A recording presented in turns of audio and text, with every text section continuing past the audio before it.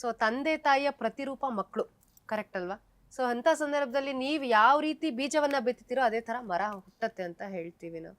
So ನಿಜವಾಗ್ಲೂ ಒಂದ್ ಒಳ್ಳೆ ಸಂಸ್ಕಾರ, ಒಂದ್ ಒಳ್ಳೆ ವಿದ್ಯೆನ ಆ ಮಗು ಕಲಿಸ್ಕೊಡ್ತಾ ಇದ್ದೀರಾ. ಶಾರದಾ, ಈ ಅಮ್ಮ ಅಪ್ಪ ಎಲ್ಲ ನಿಂಗೆ ಈ ತರದೊಂದು ಸಪೋರ್ಟ್ ಮಾಡೋವಂಥದ್ದು ನಿನ್ನ ಲೈಫಲ್ಲಿ ನೀ ಹೇಗೆ ಅಳವಡಿಸ್ಕೊಳ್ತಾ ಇದೀಯಾ? ಏನ್ ಚೇಂಜಸ್ ಅನ್ಸುತ್ತೆ ನಿಂಗೆ ಇದೆಲ್ಲ ಮಾಡಿದ್ಮೇಲೆ? ಸೊ ನನಗೆ ಅಮ್ಮ ಹೇಳ್ದಾಗೆ ಅಕಾಡೆಮಿಕ್ಸಲ್ಲಿ ತುಂಬ ಇಂಪ್ರೂವ್ಮೆಂಟ್ ಬಂದಿದೆ. ಹ್ಮ್ ನಂಗೆ ಮುಂಚೆ ಅಂದರೆ ಅಮ್ಮ ಹೇಳಿ ಹೇಳಿ ಕೂರಿಸಿ ಓದಿಸ್ಬೇಕಿತ್ತು. ಬಟ್ ಕೋರ್ಸ್ ಮಾಡಾದ್ಮೇಲೆ ನಾನೇ ಕುತ್ಕೊಂಡು ಎಲ್ಲ ಓದ್ತೀನಿ. ಮತ್ತು ಹೇಳ್ದಾಗೆ ಬೇರೆಯವರೆಲ್ಲ 2 to 3 hours ಕಂಪ್ಲೀಟ್ ಮಾಡಿದ್ರೆ ಸಿಲೆಬಸ್, ಅದು ನಾನು 1.5 ಅವರಲ್ಲಿ ಮುಗಿಸ್ಬಿಡ್ತೀನಿ. ಸೊ ಆ ಟೈಮಲ್ಲಿ ನಾನು ಎಕ್ಸ್ಟ್ರಾ ಕರಿಕ್ಯುಲರ್ಸ್, ಸ್ಪೋರ್ಟ್ಸ್ ಎಲ್ಲ ಆ ಈಕ್ವಲ್ ಅಟೆನ್ಷನ್ ಕೊಡ್ಬೋದು ಎಲ್ಲದಕ್ಕೂ. ಮತ್ತೆ ಸ್ಪೋರ್ಟ್ಸಲ್ಲಿ ಹೇಳ್ಬೇಕಂದ್ರೆ ನಾನು ವಾಲಿಬಾಲ್ ಆಡ್ತೀನಿ. ಸೊ ನಾನು ಆಡೋಕ್ಕೆ ಶುರು ಮಾಡಿದಾಗ 8th ಸ್ಟ್ಯಾಂಡರ್ಡಲ್ಲಿದ್ದೆ. ನೀವು ಶುರು ಮಾಡಿದಾಗ ದೊಡ್ಡ ಗೇಮ್ಸ್ ಎಲ್ಲ ಆಡೋಕೆ ಬಿಡೋದಿಲ್ಲ, ಯಾಕಂದರೆ ಪ್ರಾಕ್ಟೀಸ್ ಬೇಕಾಗಿರುತ್ತೆ. ಆದರೆ ನಂಗೆ ಬಾಲ್ ಬರೋಕ್ಕಿಂತ ಅವ್ರ ಅಪೋನೆಂಟ್ ಸರ್ವ್ ಮಾಡೋಕ್ಕಿಂತ ಮುಂಚೆ ನಂಗೆ ಗೊತ್ತಾಗ್ಬಿಡ್ತಿತ್ತು ಎಲ್ಲಿ ಬರುತ್ತೆ ಅಂತ. ಸೊ ಇದು ತುಂಬ ಹೆಲ್ಪ್ ಆಯಿತು ನನಗೆ. ಮತ್ತು ಎಕ್ಸ್ಟ್ರಾ ಕರಿಕ್ಯುಲರ್ಸ್ ತುಂಬ ಮಾಡ್ತೀನಿ, ಅದರಿಂದ ಕ್ಲಾಸಸ್ ಮಿಸ್ ಆಗುತ್ತೆ. ಟೀಚರ್ಸ್ ಅಫ್ಕೋರ್ಸ್ ಎಲ್ಲದು ಹೇಳ್ಕೊಡಲ್ಲ, ಬಟ್ ನನ್ನ ಗ್ರಾಸ್ಪಿಂಗ್ ಪವರ್ ತುಂಬ ಇನ್ಕ್ರೀಸ್ ಆಗಿದೆ. ಒಂದು ಶಾರ್ಟ್ ಪೀರಿಯಡ್ ಆಫ್ ಟೈಮಲ್ಲಿ ಏನೇನು ಕಲಿಸಿದ್ರೋ ಎಲ್ಲದು ನಾನು ಓದ್ಬಿಟ್ಟು ನನ್ನ ಮೆಮರಿಲಿ ಇರುತ್ತೆ. ಮತ್ತು ಬೇರೆಯವ್ರಂದರೆ ಎಕ್ಸಾಮ್ ಮುಂಚೆ ತುಂಬ ರಿಪೀಟೆಡ್ ರಿವಿಷನ್ಸ್ ಬೇಕಾಗಿರುತ್ತೆ ಅವ್ರ ತಲೆಯಲ್ಲಿ ಅದು ಕೂರೋಕೆ. ಬಟ್ ನನಗೆ ಅಷ್ಟೊಂದು ರಿಪೀಟೆಡ್ ರಿವಿಷನ್ಸ್ ಬೇಕಾಗೇ ಇಲ್ಲ. ಎಕ್ಸಾಮ್ ಅಂದರೆ ಓದ್ತೀನಿ ಕರೆಕ್ಟಾಗಿ, ಎಲ್ಲ ಅವತ್ತಿಂದ ಅವತ್ತು ಮುಗಿಸ್ಕೊಂಬಿಟ್ಟು ಎಕ್ಸಾಮ್ ಮುಂಚೆ ಒಂದ್ಸಲ ರಿವೈಸ್ ಮಾಡಿಬಿಟ್ರೆ ಅದು ಎಕ್ಸಾಮ್ ಹಾಲಲ್ಲಿ ಕೂತಾಗ ಅದು page by page correct answer ಎಲ್ಲ ಬಂದ್ಬಿಡುತ್ತೆ.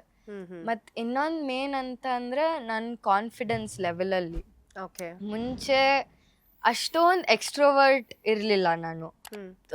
ಸ್ಟ್ರೇಂಜರ್ಸ್ ಜೊತೆ ಕನ್ವರ್ಸೇಷನ್ ಮಾಡೋದು ಅಥವಾ ತುಂಬ ಜನದ ಮುಂದೆ ಮಾತಾಡೋದು, ಅದೆಲ್ಲ ಸ್ಟೇಜ್ ಫಿಯರ್ ಅದು ಇದು ಎಲ್ಲ ತುಂಬ ಇತ್ತು.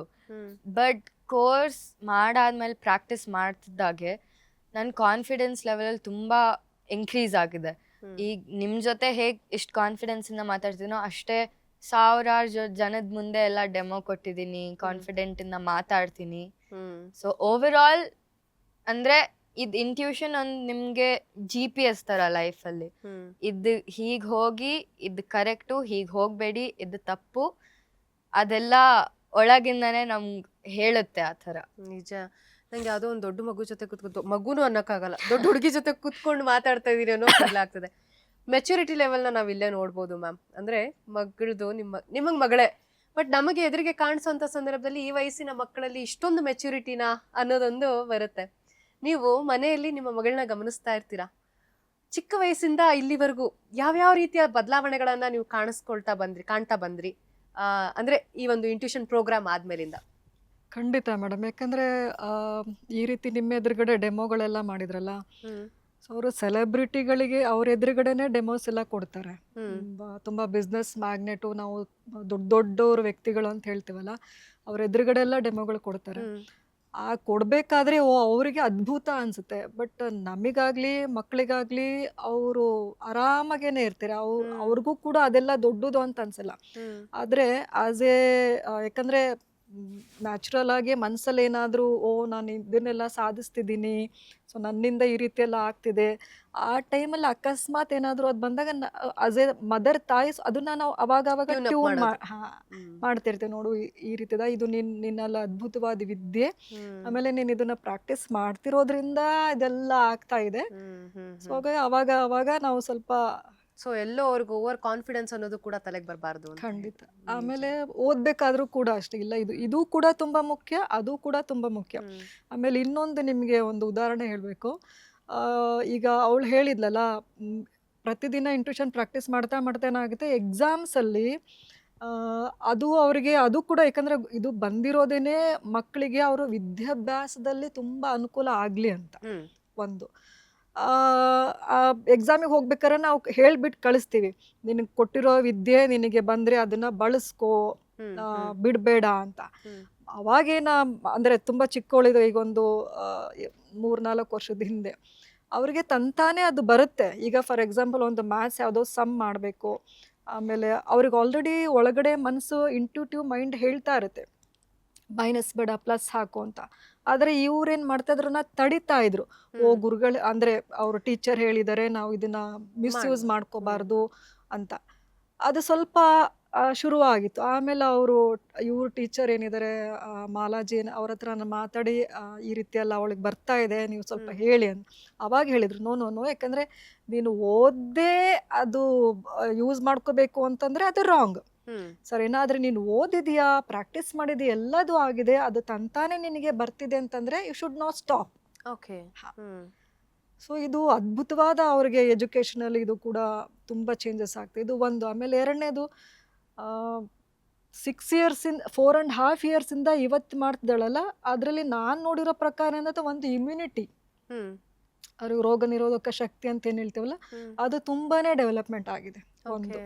ಆಮೇಲೆ ಅವಳು ನ್ಯಾಚುರಲ್ ಆಗಿದ್ರೂ ಕೂಡ ಈಗ 10,000 ಜನದ ಎದುರುಗಡೆ ಹೇಗೆ ಕಾನ್ಫಿಡೆಂಟ್ ಮಾತಾಡಬೇಕು ಅದು ಹಾಗೇ ಮಾತಾಡ್ತಾರೆ. ಓಕೆ. ಯಾವುದೇ ಎಕ್ಸಾಚುರೇಟ್ ಆಗೋದಾಗ್ಲಿ ಅಥವಾ ಎಕ್ಸೈಟ್ ಆಗೋದಾಗ್ಲಿ ಏನೂ ಇಲ್ಲ. ಏನೇನು ಓ ನಾವಿವತ್ತು ಆ ಸೆಲೆಬ್ರಿಟಿ ಎದುರುಗಡೆ ನಾವು ಮಾಡಿದ್ವಿ, ಈ ಸೆಲೆಬ್ರಿಟಿ ಎದುರುಗಡೆ ಮಾಡಿದ್ವಿ, ಏನೇನಲ್ಲ. ಓಕೆ, ಇದು ನಮ್ಮ ಅಂದರೆ ನನ್ನ ಕರ್ತವ್ಯ, ನಾನು ಇದನ್ನ ಅವ್ರು ಕೂತಿದ್ದಾರೆ ನಾನು ಅದು ಮಾಡಿ ಮುಗಿಸಿದ್ದೀನಿ. ಸೊ ಆ ರೀತಿ ಒಂದು. ಆಮೇಲೆ ಎಷ್ಟೋ ಈ ಮಕ್ಕಳು ಎಷ್ಟೋ ಈಗ ಹೇಳಿದ್ರಲ್ಲ ಅವರು ಕಳೆದು ಹೋಗಿದ್ರು, ಏನೋ ಜ್ಯುವೆಲ್ರಿ ಕಳೆದೋತು, ಇದೆಲ್ಲ ಸುಮಾರು ಅದೆಲ್ಲ ಸಾಲ್ವ್ ಮಾಡಿಕೊಟ್ಟಿದ್ದಾರೆ. ಆ ಮಕ್ಕಳ ಮನಸ್ಸಲ್ಲಿ ಅದಿಲ್ಲ, ಓ ನಾನು ಇದನ್ನ ಅವ್ರಿಗೆ ಮಾಡಿಕೊಟ್ಟೆ, ನಾನು ಅದನ್ನ ಓಕೆ ಇದು ನನಗೆ ಕೊಟ್ಟಿರೋದು ವಿದ್ಯೆ, ಇದು ಬೇರೆಯವ್ರಿಗೆ ಹೆಲ್ಪ್ ಆಗಲಿಕ್ಕೆ ಇದು ನಾನು ಮುಗಿಸ್ಕೊಟ್ಟಿದ್ದೀನಿ. ಸೊ ನಾವು ಕೂಡ ಅದನ್ನ ಅವಾಗ ಮಾಡ್ತಾ ಇದ್ದೆ. ಕೆಲವೊಂದು ಇವರಿಗೆ ತುಂಬ ಎಮರ್ಜೆನ್ಸಿ ಇದ್ದಾಗ ರಾತ್ರಿ ಒಂದು 10:30-11 ಗಂಟೆಗೆ ತುಂಬ ಮಧ್ಯೆ ತುಂಬ ಕಾಲ್ಸ್ಗಳು ಬರ್ತಿರತ್ತೆ. ಅವಾಗ ನಾವು ಅವ್ರಿಗೆ ಕೇಳ್ತೀವಿ ತುಂಬ ಎಮರ್ಜೆನ್ಸಿ ಇದೆಯಾ ಇಲ್ವಾ, ಸ್ವಲ್ಪ ಆಗ್ಬೋದು, ಯಾಕಂದ್ರೆ ಅವ್ರಿಗೆ ಎಕ್ಸಾಮ್ಸ್ ಇರುತ್ತೆ, ಬೇರೆ ಇದ್ರ ಸ್ಕೂಲಲ್ಲಿ ಇರ್ತಾರೆ. ಆ ರೀತಿ ತೀರಾ ಎಮರ್ಜೆನ್ಸಿ ಇದ್ದಾಗ ಸ್ಕೂಲಿಗೆ ಕಾಲ್ ಮಾಡಿ, ಟೀಚರ್ಸಿಗೆ ಕಾಲ್ ಮಾಡಿ ತುಂಬ ಎಮರ್ಜೆನ್ಸಿ ಇದೆ ಏನಾದ್ರು ಹೆಲ್ಪ್ ಮಾಡ್ಲಿಕ್ಕೆ ಆಗುತ್ತಾ. ಯಾಕಂದ್ರೆ ಕೆಲವೊಂದ್ಸಲ ಏನಾಗುತ್ತೆ ಅವರಿಗೆ ಪಾಪ ತೊಂದರೆಯಲ್ಲಿರೋ ವ್ಯಕ್ತಿಗಳಿಗೆ ಒಂದೊಂದು ನಿಮಿಷ ಕೂಡ ತುಂಬ ಮುಖ್ಯ ಆಗೋಗುತ್ತೆ. ನಿಜ ನಿಜ. ಸೊ ಹಾಗಾಗಿ ಸ್ಕೂಲಿಂದ ಟೀಚರ್ಸ್ ಕೂಡ ಅದು ತುಂಬ ಹೆಲ್ಪ್ ಮಾಡ್ತಾರೆ ಈ ರೀತಿ ಎಲ್ಲ ಮಾಡಲಿಕ್ಕೆ. ಆಮೇಲೆ ಇನ್ನೊಂದು ಮುಖ್ಯವಾಗಿ ಟೀನೇಜಲ್ಲಿ ಇರೋದ್ರಿಂದ ಅದು ತುಂಬ ಮುಖ್ಯ. ಸೊ ನಮಗೆ ಒಂದು ಕಾನ್ಫಿಡೆಂಟ್, ಎಸ್ ನನ್ನ ಮಗಳು ಇದನ್ನೆಲ್ಲ ಅಭ್ಯಾಸ ಮಾಡ್ತಿರೋದ್ರಿಂದ ಅವಳು ಏನು ಸಿಟಿ ಲೈಫ್ ಏನು ಬ್ಯಾಂಗ್ಳೂರು ಏನೇ ಹೇಳ್ತೀವಲ್ಲ ಸಿಟಿ ಲೈಫ್, ಆ ರೀತಿ ಯಾವುದೇ ಒಂದು ಕೆಟ್ಟ ಇದರಲ್ಲಿ ಹೋಗೋದಿಲ್ಲ. ಯಾಕಂದರೆ ಅವ್ರಿಗೆ ಅವಳೇ ಹೇಳ್ತಾಳೆ. ನನಗೂ ಒಂದ್ಸಲ ತುಂಬ ಆಶ್ಚರ್ಯ ಆಯಿತು. ಒಂದು ಡೆಮೋನಲ್ಲಿ ಪೇರೆಂಟ್ಸ್ ಎದುರುಗಡೆ ಹೇಳಿದ್ಲು, ನಮಗೆ ಈಗ ಫ್ರೆಂಡ್ ಸರ್ಕಲ್ ಅವರು ಆಚೆ ಹೋಗ್ತಾರೆ, ಅಂದರೆ ಪಾರ್ಟಿ ಅಂತಂದ್ರೆ ಇವ್ರದ್ದು ಆಚೆ ಹೋಗ್ತಾರೆ, ಸ್ಪೋರ್ಟ್ಸಿಗೆ ಹೋಗ್ತಾರೆ, ಟ್ರಿಪ್ಪಿಗೆಲ್ಲ ಹೋಗ್ತಾರೆ. ಆ ರೀತಿ ಇದ್ದಾಗೆ ಅದು ಒಂದು ಸ್ಕೂಲ್ ಅಂತ ಹೇಳಿದ್ರೆ ಕ್ಲಾಸಲ್ಲಿ ಎಲ್ಲ ರೀತಿ ಮಕ್ಕಳು ಕೂಡ ಬಂದಿರ್ತಾರೆ. ಸೊ ಇವು ಪ್ರತಿದಿನ ಅಭ್ಯಾಸ ಮಾಡ್ತಿರೋದ್ರಿಂದ ಏನಾಗುತ್ತೆ, ಅವ್ರಿಗೆ ಈಗ 4-5 ಜನ ಯಾರಾದರೂ ಗಂಡು ಮಕ್ಕಳು ಅಥವಾ ಯಾರಾದರೂ ಅವ್ರ ಫ್ರೆಂಡ್ಸ್ ಇದ್ರೂ ಕೂಡ ಯಾರಾದರೂ ಬೇರೆಯವ್ರ ಮನಸ್ಸಲ್ಲಿ ಇವ್ರಗಳ ಬಗ್ಗೆ ಕೆಟ್ಟ ಭಾವನೆ ಇತ್ತು ಅಂತಂದ್ರೆ ತಕ್ಷಣ ಅವ್ರಿಗೆ ಗೊತ್ತಾಗೋಗುತ್ತೆ. ಸೊ ಆ ಒಂದು ಸಿಚುವೇಶನ್ ಇಂದ ದೂರ ಇದ್ಬಿಡೋದು. ಎಸ್, ಅವರೇನೆ ಅವ್ರ ತಂತಾನೇನೆ ಅವ್ರಿಗೆ ಬಂದ್ಬಿಡುತ್ತೆ. ಅವಾಗ ಅವಳು ಹೇಳಿದ್ಲು, ಒಂದು ಫೋನಿಗೆ GPS ಹಾಕಿ ನಾವು ಹೆಂಗೆ ಹೋಗ್ತೀವೋ ಆ ರೀತಿ ಇದು ನನ್ನ ಲೈಫಲ್ಲಿ ಇದಿಷ್ಟೆಲ್ಲ ಅಭ್ಯಾಸ ಸುದರ್ಶನ ಕ್ರಿಯೆ ಮತ್ತು ಇಂಟ್ಯೂಷನ್ ಇದೆಲ್ಲ ಮಾಡ್ತಿರೋದ್ರಿಂದ ಅದೇ ನಮ್ಮ GPS. ಇದು ಪ್ರತಿಯೊಂದು ಈ ವ್ಯಕ್ತಿ ಸರಿ, ಈ ವ್ಯಕ್ತಿ ಈ ದಾರಿ ತಪ್ಪು ಅಥವಾ ಇನ್ನೊಂದು ಕರೆಕ್ಟ್. ನಾವು ಪೇರೆಂಟ್ಸ್ ಆಗಿ ಎಷ್ಟೇ ಹೇಳ್ತೀವಿ ಹುಷಾರಾಗಿರು, ವಯಸ್ಸಿಗೆ ಬಂದಿರೋ ಹೆಣ್ಮಗಳು, ವಯಸ್ಸಿಗೆ ಬಂದಿರದೇ ಇರಲಿ ಮ್ಯಾಮ್, ಇವಾಗಂತೂ ಎಲ್ಲ ಒಂದೇ ಥರ ಆಗಿ ಹೋಗ್ಬಿಟ್ಟಿದೆ. ಆದರೆ ನಮ್ಮ ಜವಾಬ್ದಾರಿ ಏನಾಗುತ್ತೆ ಅಂದರೆ ತಂದೆ ತಾಯಿದು ಆದಷ್ಟು ನಮ್ಮ ಮಕ್ಕಳನ್ನ ಹುಷಾರಾಗಿ ನೋಡ್ಕೊಳ್ಬೇಕು ಅನ್ನೋದೊಂದಿರತ್ತೆ. ಅವ್ರಿಗೆ ಆ ಅವೇರ್ನೆಸ್ ಇದ್ಬಿಡ್ತು ಅಂತಂದ್ರೆ ಎಲ್ಲ ಒಂದ್ ಕಡೆ ತಮ್ಮನ್ನ ತಾವು ಪ್ರೊಟೆಕ್ಟ್ ಮಾಡ್ಕೊಂಡು ತಮ್ಮನ್ನ ತಾವು ಸೇಫ್ ಆಗಿ ಬರ್ತಾರೆ ಅನ್ನೋ ಕಾನ್ಫಿಡೆನ್ಸ್ ಸಿಕ್ಬಿಡ್ತು ಅಂತಂದ್ರೆ ಎಲ್ಲೋ ಒಂದ್ ಕಡೆ ತಂದೆ ತಾಯಿಗೂ ಸ್ವಲ್ಪ ನಿರಾಳತೆ ಇದ್ದೇ ಇರುತ್ತೆ ಖಂಡಿತವಾಗ್ಲು. ಈಗ ಈ ಒಂದು ಕಲೆ ಸಿದ್ಧಿಸ್ಬೇಕಾದ್ರೂ ಕೂಡ ತಂದೆ ತಾಯಿಗೂ ಅಷ್ಟೇ ಒಂದು ಡೆಡಿಕೇಶನ್ ಇರುತ್ತೆ. ಈಗ ಮಗಳು ಇಷ್ಟೊಂದೆಲ್ಲ ಮಾಡ್ತಾ ಇದ್ದಾಳೆ, ಇದನ್ನ ಕಲ್ತಿರೋವಂಥದ್ದು ಎಲ್ಲ ಕಡೆ ಉಪಯೋಗ ಆಗ್ತಾ ಇದೆ. ಕೆಲವೊಂದು ಈಗಿನ ಜನ್ರೇಷನ್ನು ಒಂದು ಲೈಫ್ ಸ್ಟೈಲು ತುಂಬ ಇಂಪ್ಯಾಕ್ಟ್ಫುಲ್ ಆಗುತ್ತೆ. ಫುಡ್ ಕೂಡ ತುಂಬ ಇಂಪ್ಯಾಕ್ಟ್ಫುಲ್. ಏನಕ್ಕೆ ಅಂದರೆ ಇದೆಲ್ಲ ವರ್ಕ್ ಆಗೋದು ಬ್ರೈನಿಂದ. ಸೊ ಆ ಬ್ರೈನ್ಗೆ ಕರೆಕ್ಟ್ ಆಗಿರುವಂಥದ್ದು ಏನಂತಾರೆ ಪೋಷಕಾಂಶಗಳು, ನೀರು ಹೇಗೆ ನಮ್ಮ ಭೂಮಿ ಮೇಲೆ ನೀರು ಊಟ ಎಲ್ಲ ಹೇಗೆ ಹೇಳ್ತೀವಿ ಅದಕ್ಕೆ ತಕ್ಕಂತ ಪೋಷಕಾಂಶಗಳು ನ್ಯೂಟ್ರಿಷನ್ ಕೊಡ್ಲೇಬೇಕಾಗತ್ತೆ. ಸೊ ಏನಾದ್ರೂ ಫುಡ್ಗಳನ್ನ ಕೊಡುವಂಥದ್ದು, ಅವಾಯ್ಡ್ ಮಾಡುವಂಥದ್ದು, ಅಥವಾ ಇದನ್ನ ಮಾಡಬೇಕು ಇದನ್ನ ಮಾಡಬಾರ್ದು ಅನ್ನೋ ಥರದ್ದು ಏನಾದ್ರು ಇದೆಯಾ? ಇದೆ ನ್ಯಾಚುರಲ್ ಆಗಿ ಏನು ಹೇಳ್ತೀವಿ ಅಲ್ಲ, ಆ ಮಕ್ಕಳಿಗೆ ಸ್ವಲ್ಪ ಜಂಕ್ ಫುಡ್ ಆದಷ್ಟು ಕಡಿಮೆ ಮಾಡೋಕೆ ಅದೆಲ್ಲನೂ ಇದೆ. ಬಟ್ ಎಕ್ಸ್ಪೆಷಲಿ ಅವಳು ಸ್ವಲ್ಪ ಫುಡ್ಡಿನೇ, ಅಪ್ಪ ಮಗಳು ಸ್ವಲ್ಪ ಫುಡ್ಡಿನೇ, ಹಾಗಾಗಿ ತಿಂತಾರೆ. ಅವರು ಬರ್ಗರ್ ತಿಂತಾರೆ, ಪಿಜ್ಜಾ ತಿಂತಾರೆ, ಪಾನಿಪುರಿ ಎಲ್ಲದನ್ನೇ ತಿಂತಾರೆ. ಓಕೆ. ಆದರೆ ಸ್ವಲ್ಪ ಕಡಿಮೆ, ತಿಂಗಳಲ್ಲಿ ಒಂದ್ಸಲ. ಆಮೇಲೆ ರೆಗ್ಯುಲರ್ ಆಗಿ ನೀವು ಹೇಳ್ದಾಗೆ ಪೋಷಕಾಂಶಗಳು ಅದೇನಿದೆ ನಮ್ಮಲ್ಲಿ ರಾಗಿ ಮುದ್ದೆ ಕಂಪಲ್ಸರಿ ನಮ್ಮ ಮನೆಯಲ್ಲಿ, ಅದೆಲ್ಲ ಇದು ತಗೊಳ್ತಾರೆ. ಆಮೇಲೆ ಇನ್ನೊಂದು ಇದ್ರ ಜೊತೆಗೆ ಫುಡ್ ಇಂಪ್ಯಾಕ್ಟ್ ಮಾಡುತ್ತೆ ಅಂತಂದ್ರಲ್ಲ, ಖಂಡಿತವಾಗ್ಲು. ಯಾಕಂದ್ರೆ ರೆಗ್ಯುಲರ್ ಇವ್ರು ಪ್ರಾಕ್ಟೀಸ್ ಮಾಡೋದ್ರಿಂದ ಅವರು ತುಂಬಾ ಏನು ಹೊರಗಡೆ ಜಂಕ್ ಫುಡ್ ಅಲ್ಲೇ ತುಂಬಾ ತಗೊಳ್ತಾ ಇದ್ರೆ ಸ್ವಲ್ಪ ಅದು ಇಂಪ್ಯಾಕ್ಟ್ ಮಾಡೇ ಮಾಡುತ್ತೆ. ಹಾಗೆ ಸ್ವಲ್ಪ ಆದಷ್ಟು, ಅಂದ್ರೆ ತುಂಬಾನೇ ಮಾಡ್ಲಿಕ್ಕಾಗಲ್ಲ, ಆದಷ್ಟು ಒಂದು ತಿಂಗಳಲ್ಲಿ ಒಂದ್ಸಲ. ಓಕೆ. ಓಕೆ. ಸೊ ನಿಮ್ಮ ಮಗಳ ಫ್ಯೂಚರ್ನ ಯಾವ ರೀತಿ ನೋಡ್ತೀರಾ ಇದೇ ತರ ಮುಂದುವರಿತಾ ಇದ್ರೆ? ಖಂಡಿತವಾಗ್ಲೂ ಅವ್ರಿಗೆ ಇಷ್ಟು ಕೊಟ್ಟಿರೋ ವಿದ್ಯೆ ಅದು ಜಗತ್ತಿಗೆ ಜನತೆಗೆ ಅವಳು ಬಳಸ್ತಾ ಇದ್ದಾಳೆ. ಖಂಡಿತವಾಗ್ಲೂ ಅದು ಮುಂದುವರಿಯುತ್ತೆ. ಅದ್ರ ಜೊತೆಗೆ ರೀಸೆಂಟ್ ಆಗಿ ಇನ್ನೊಂದು ಮುಖ್ಯವಾಗಿ ಅವಳದು 10th ಮುಗ್ದಾದ್ಮೇಲೆ ನಮಗೆ ಒಂದು ಮನಸ್ಸಿತ್ತು ಅವಳದು ಸೈನ್ಸ್ ಫೀಲ್ಡಲ್ಲಿ ಇದು ಹೋಗಬೇಕು. ಯಾಕಂದ್ರೆ ನಾನು ಇದನ್ನ ಯಾಕೆ ಹೇಳ್ತಾ ಇದ್ದೀನಿ ಅಂತಂದರೆ, ಒಬ್ಬರು ಪೇರೆಂಟ್ಸ್ ಆಗಿ ಎಲ್ರಿಗೂ ಇರುತ್ತೆ, ಓಕೆ ನನ್ನ ಮಗಳು ಇಂಜಿನಿಯರಿಂಗ್ ಕಡೆ ಹೋಗಬೇಕು, ಡಾಕ್ಟರ್ ಆ ಫೀಲ್ಡಲ್ಲಿ ಹೋಗಬೇಕು. ನಮಗೆ ಇತ್ತು ಓಕೆ ಇದು ಹೋಗಬೇಕು ಅಂತ. ಬಟ್ ಸ್ಟಿಲ್ ಏನು ಅಂತಂದರೆ, ಸರಿ ನಮ್ಮ ಮನಸ್ಸಲ್ಲಿದೆ, ಆದರೆ ಅವಳಿಗೇನು ಇದಾಗುತ್ತೋ ಅದು ಮಾಡಲಿ ಅಂತ.